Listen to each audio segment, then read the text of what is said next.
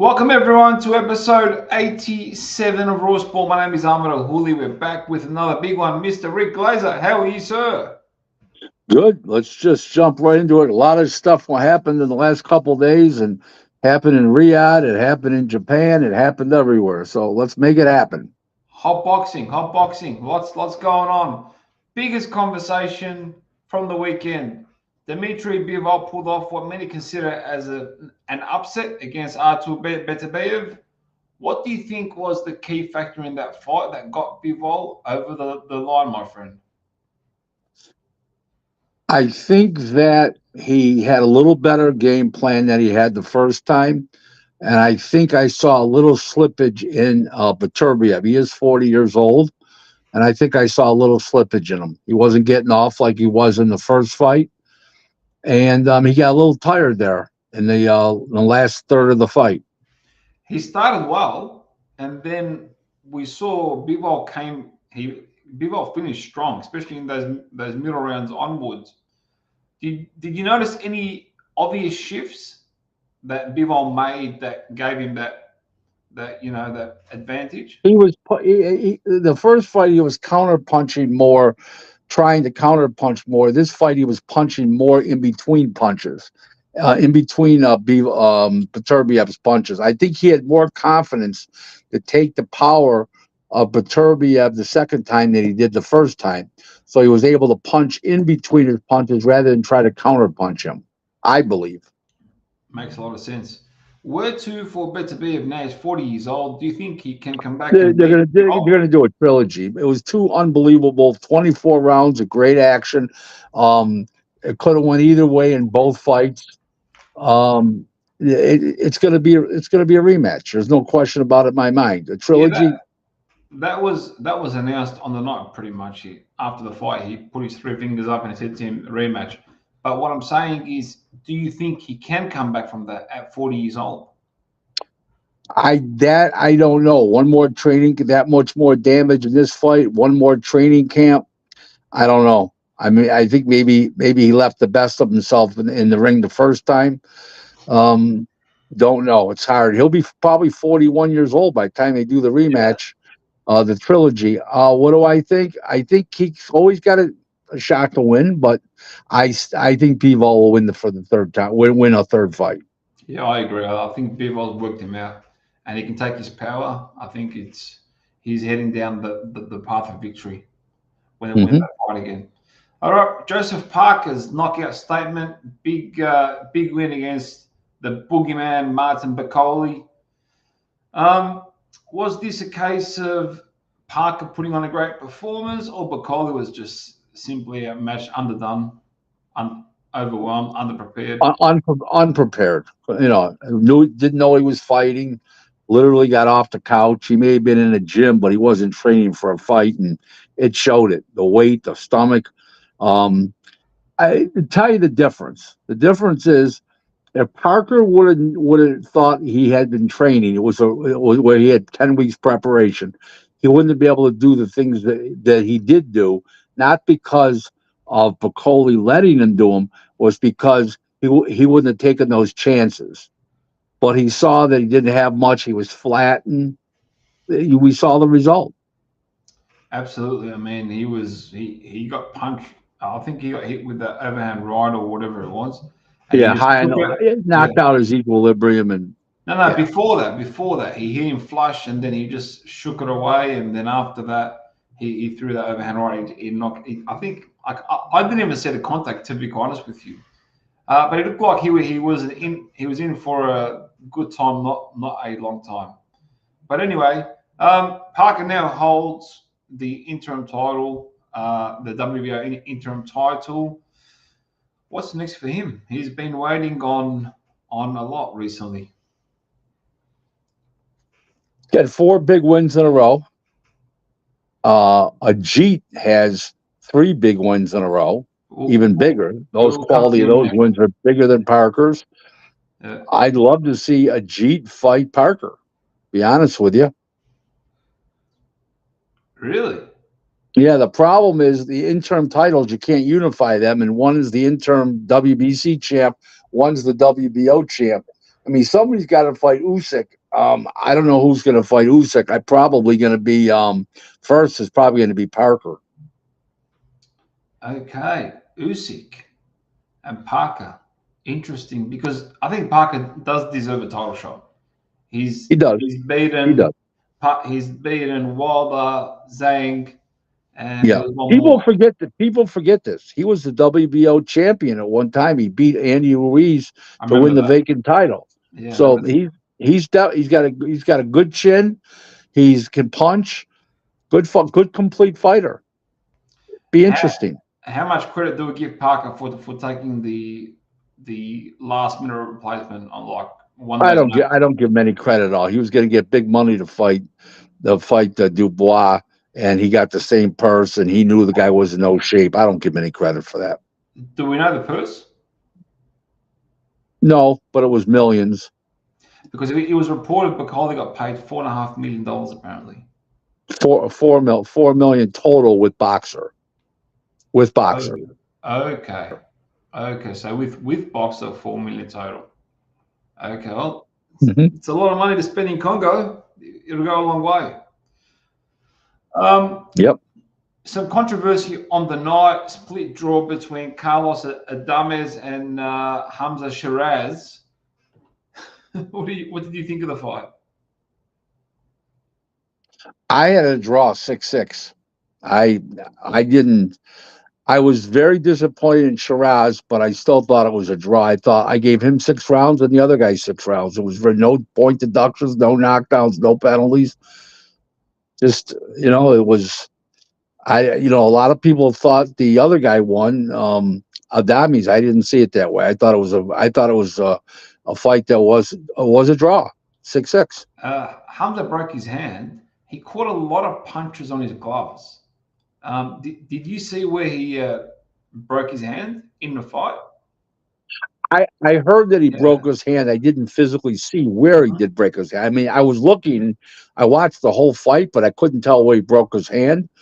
But he took a lot of punches off his gloves, and I think that's what the fans and the fans missed, and the people that were scoring at ringside. As far as the announcers go, because they had Adames winning. I saw him blocking a lot of punches.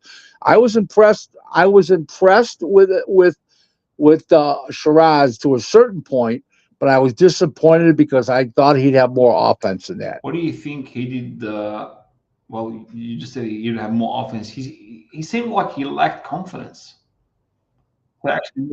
Well, I think we don't know when he broke his hand, so it's hard to say. Maybe that's part of the reason he didn't have confidence and he wasn't throwing a lot of punches, because he did break his hand, which we just don't know when he broke his hand. If they could say it was in the 3rd round or 4th round or 5th round, we'd have a better idea. Okay. And the biggest takeaway from that fight, or I should say controversy, was Turki or Sheik going up to him in his corner, telling him you're down by 2 rounds, apparently. What's your thoughts on that? I give Turki Sheik a pass on that, and I'll tell you why. Because he's new to boxing. He's in the business part of boxing, not the sport part. Okay? And some of these intricate rules, he's not going to know. And that was one of them right there. And some people say Floyd Mayweather did it as well with Tank a few years ago on the unofficial card. Right. That's all right. But supposedly he was told officially that he was down by 2 rounds. So I don't know. There's a difference between your opinion and getting the information passed to you. But as far as Turki Sheik, I got to give him a pass. He's done so many good things so far, and he's been a gentleman, a man of his word, and I think it was all he just didn't know the rules. Plain and simple. Oh, there you go. Some people are going to come after you, Rick, on that one, because I think it's a soft call. Can I say something to you? There are people in the business that don't know the rules. Thank you. They've been in the business for years that don't know the rules. There you go. Ajit Kabayel overcame a knockdown against the Chinese monster Zhang and came back and won. Stopped Zhang. What did you think of his performance? I picked him to Oh, you win. did. Cabral, yeah. Go to my Twitter. But I was only 3 wins, 3 losses, and 1 draw. What did I think? I think that he's a tremendous body puncher. He's won 3 big fights in a row, all with body punches, and I think he's a very special talent in a very different way. His ring IQ is high.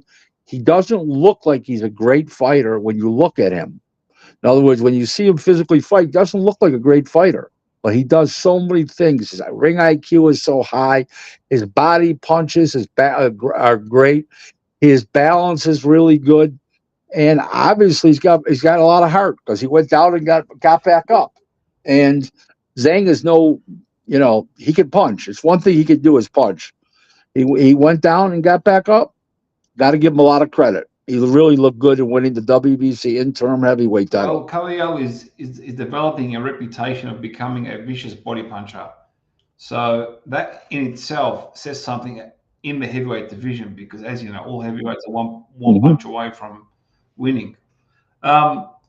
So what's next for Kabayel? You said before Joseph Parker.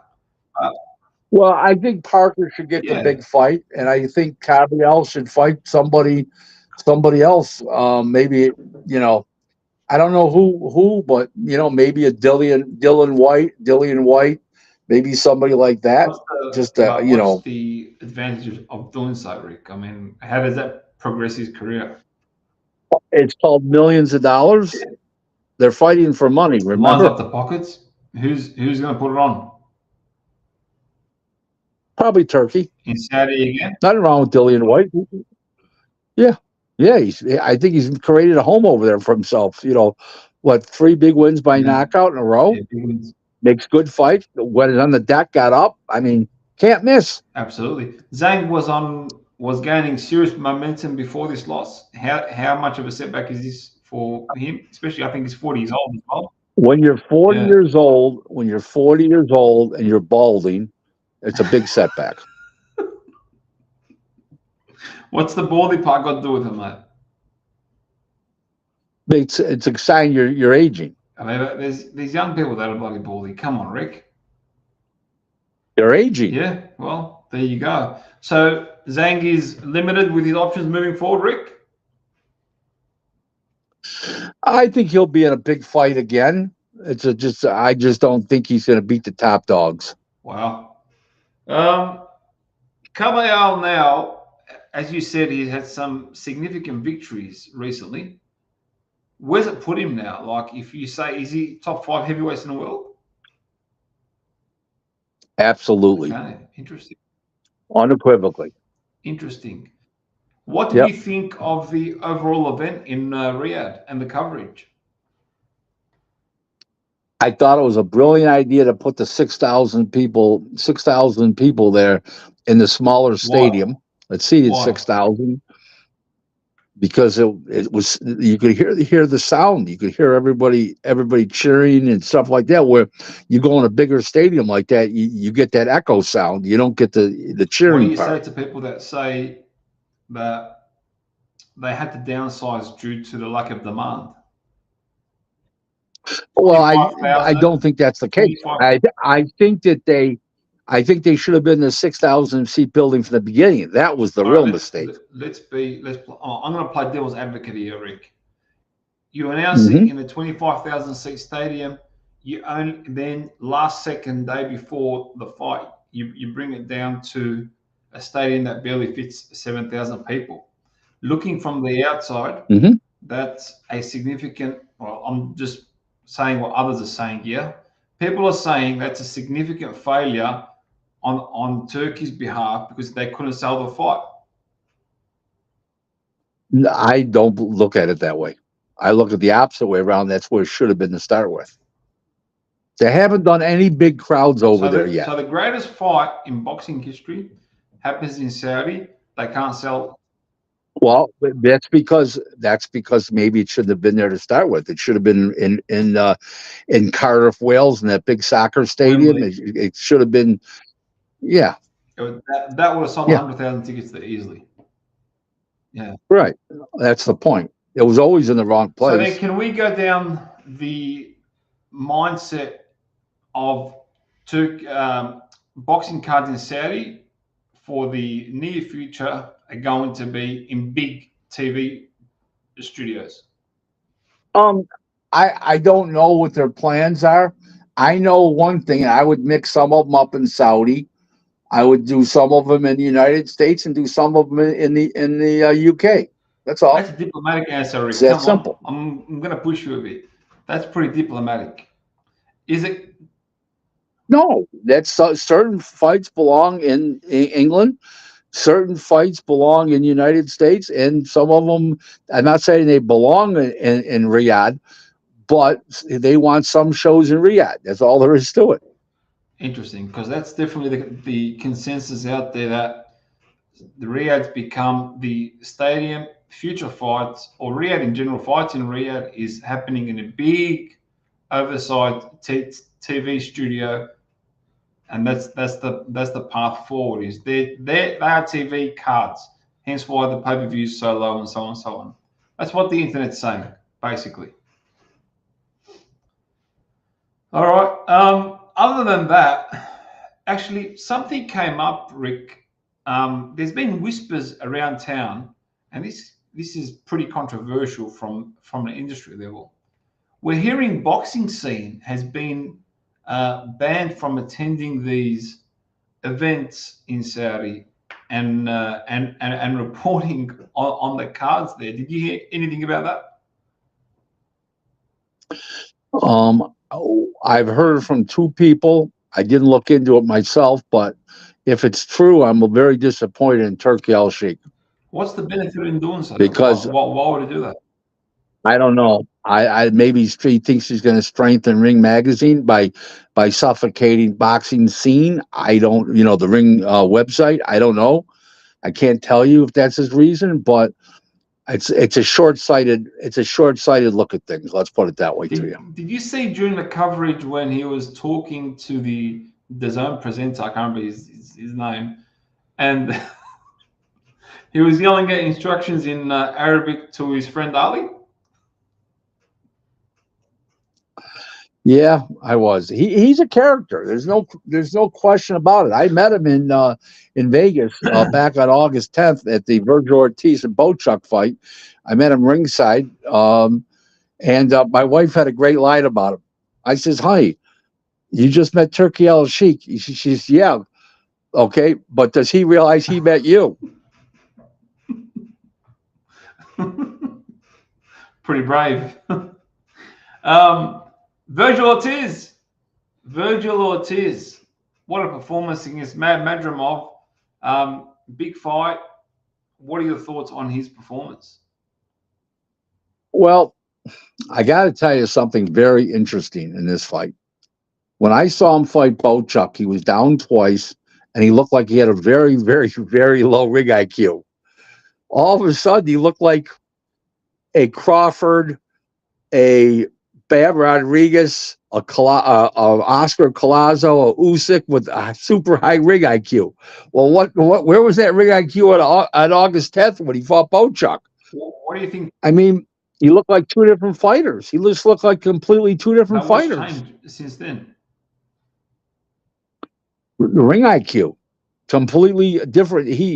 I think getting knocked down was a godsend. Okay. Getting knocked down twice was a godsend. Realizing that he must use his defense. He's got to use his ring. He's got to use brains in there, not just physicality. And I think those two knockdowns helped him in this fight. I really do, even though it was in the last fight. I think he came up and realized, hey, I got to do this. I got to change this, and this.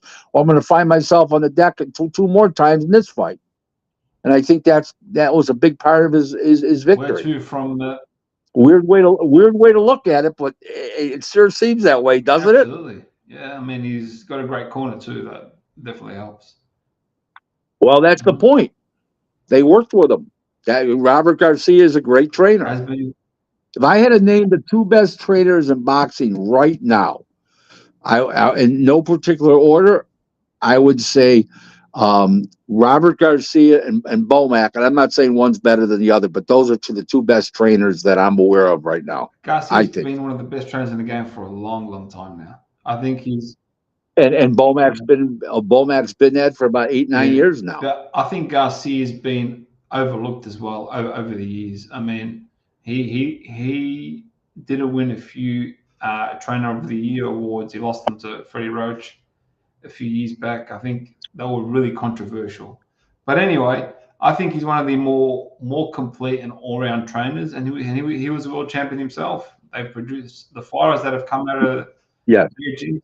Yes, but he is a much better trainer than he was fighter, despite him being a world champ. He was a world championship fighter, but he's a great trainer. Absolutely. Okay. Where to for Ortiz? I don't know. Maybe Charles Conwell in a big fight in the United States here, which would be a great fight. Charles Conwell is an undefeated U.S. Olympian from 2016. He's highly rated by the BC. Be a tremendous fight. He's a puncher. Don't know. Other than that, maybe a rematch at Bochuk. I don't know. It depends. Also depends if Crawford relinquishes the WBC title. I mean, not the BC title. If maybe he fights Fondora as the mandatory, I don't know. Yeah, is the WBC mandatory? Who knows? I don't know. Well, if it's forced upon him, he'll probably flee and go the WBO route without the BC title, and it'll make Virgil full champion. So Virgil wins that no matter if he fights or not. So you reckon Fondora will vacate? Yeah, probably keep the BO title, I think, because Crawford's not going to defend his BO title. Interesting. In other words, Crawford is the interim WBO champ and the full WBA champ. So Crawford won't go after the interim title with that because he's going after Canelo. There you go. We'll keep going. That's all from Saudi, basically. Unless there's another fight that you wanted to cover from that card. Well, let's talk about Shakur and Pedley. Shakur Stevenson, how do we forget him? Easily. He's not good to watch. He's supposed to get a Pedley out of there earlier than that. I mean, 9 rounds for Pedley. The guy didn't he know he was fighting till 3 days before? I don't buy it.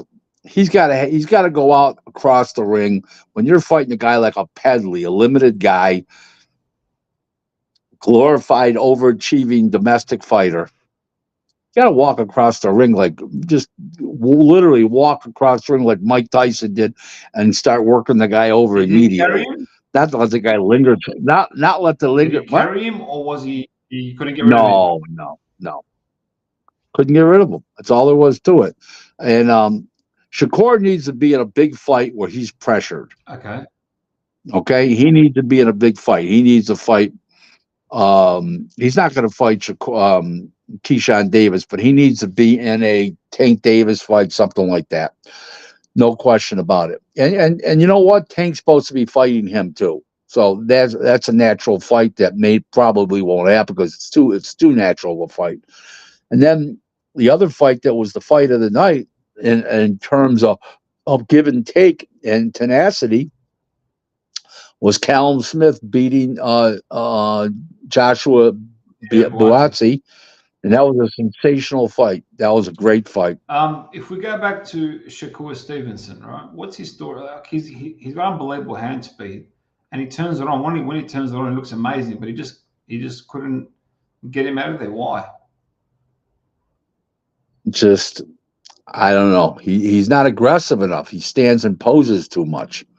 His prey is wounded. He just stands there and just walks forward like, lackadaisical. Doesn't jump on a guy. Well, Tank went after him straight away on Twitter during the fight. He typed "lol," as in everyone thought the same thing. That guy should have been out of there in under 5 rounds, basically. Could we see those two happen next? I mean, if someone's going to make it, it's Turkey. Well, it can't be next for Tank, because he's Roach, fighting this March 1st. They're coming up Saturday against Roach. Listen, Turkey Sheik comes up with the money. Who knows? I don't see Tank fighting him. Interesting. If we keep going, there was another fight card in Japan last night. What are your thoughts on that card? Our Aussie Jason Maloney lost. Junto Nakatani looked great, but Cuellar was like a deer in the headlights and just quit. It was no competition. Japanese boxing continues to thrive and grow. They got all 4 world bantamweight champs, all 4 Japanese. You know how many people were in they should have their own. They should have their own in-house tournament. The 4 of them should fight each other. We need Mr. Honda to make it happen. Question: Do you know how many were in the stadium last night? How many people attended last night in Japan? Somebody said 17,000. Wow. Beautiful, amazing, really. We'll keep going. This week we have PBC putting on Mr. Tank Davis up the top of the card against Lamont Roach. What do you think of the card? What do you think of Tank's chances? Not Tank's chances. Roach's chances. Roach's chances are limited, and I'm not paying $80 for that garbage. $79.99 again, is it? Yeah. Jeez. Why would I do that? I just watched an unbelievable fight card for $25.99. Yeah. Thank you, Turki Sheik. Absolutely. We had Tim Tszyu and I can't remember his name today. Is it Joey Spence? Got announced today. Joey Spencer. That's Joey the one. Spencer. He got announced today. Don't make him related to the shot Earl Spence. He got announced today. What are your thoughts on that card coming up? Another PBC. Well, we'll see how shot. It's tough to say how shot Tim Tszyu's going to be because Joey Spence is no competition. So Tim Tszyu should win, get his comeback win, and we'll see what he's got left in the tank. It's pretty much a layup because they're saying if him and Furman win, they're going to pretty much meet. No, I think you meant pretty much a lay down. Layups are in basketball. Lay downs are in boxing. Yeah, absolutely. All right, that's all really. By the way, any up and coming fighters? We don't talk about people 6'5" on Raw Sport. All right, Rick. Any closing thoughts? Not much. Just glad to be here again, and look forward to Wednesday night when we have a special guest. We're not going to announce our special guest right now, but tune in on Wednesday night, and we will have a special guest for everybody. Big time special guest. Ladies and gentlemen, you heard it here first. Wednesday night, 10 p.m. Eastern. Take care, everyone. We will speak soon. Take care, Ricky.